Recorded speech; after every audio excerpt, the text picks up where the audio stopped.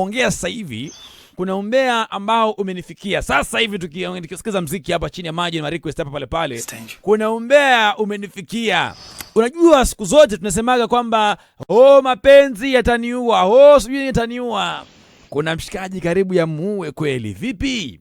Sasa bwana, najua leo ni Friday na ni leo, hii umbea ni ya leo. Demu amenipigia simu, amemwambia mapenzi yataniua. Akaambia una nini? Mimi niko hewani sasa hivi. Anambia bro, just imagine. So unajua leo ndo nilikuwa nafaa niwe na ninio na introduction ya kwangu. Kaambia ilikuwa ni leo. Nakumbuka pia introduction yako nilichangia chumvi. Nilitoa shilingi 10 kwa mchango wa chumvi. Mimi mkini hadi kwenye magrupu yenu ya michango natoanga 10 tu ya chumvi. Sasa uongo, lakini jokes hiyo. Sasa huyu mshakike kanipigia simu sasa hivi, anaambia yule mchumba ambaye alikuwa anampeleka introduction amefika pale introduction, akapata kumbe pia ni mume ama ni boyfriend wa mtoto wa babake mdogo ambaye ni cousin ya kwake pale. Sasa imekuwa ni double tragedy, wamemtupia vikombe. Demu anasema mbegu, just imagine, ilibidi nichukue mkopo ili niandae sherehe kubwa kwetu. Nilienda kazini nika apply loan ya $100,000 ili nipitishe sherehe.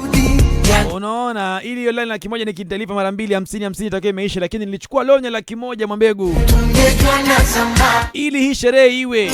Tumekodisha hema, tumechinja ng'ombe, yani nimealika ndugu jamaa na marafiki waje washuhudie mpenzi wangu. Tumekesha na disco.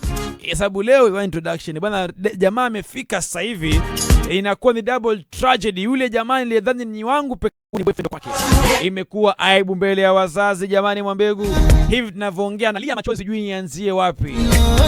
Ikasema wanaume jamani, wanaume jamani, si mnivunjie roho ule aliyenivunja mimi moyo, mama mnavunja wengine moyo. Kwani mumuoni yule alinivunja moyo, mimi mnivunjie moyo? Nikasema jamani pole, lakini lazima niwafikishie, waambie nijue jamani, wanaume wamefanya ile kitu tena. Unaambiwa trust a man at your own risky. Trust a man at your own risky. Leo amechukua mkopo, amechukua loan mtoto wa kike. Tomorrow we happy, we sorrow today. Analia machozi huko, lakini nimewambia mkilia ile matumbo msimwage, manake natoka kazini saa 7 na nakuja hivyo kwenye hiyo sherehe. Mimi kama mmekosana sijui hiyo ni yenu, bora mlo msiguse mlo. Hiyo chakula msiguse, sijui mnafanya jambo la heri kuambia hivyo.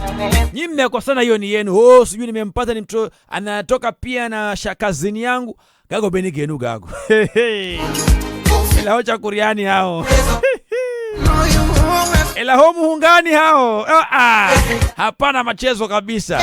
Na hizo nyama hamna machezo kabisa. Wewe kama utalia pole, ashakukuta tafuta mwingine, lakini hapo chakula haijakukosea beti. Chakula haijakukosea. Narudia beti, najua sasa unanisikiliza beti.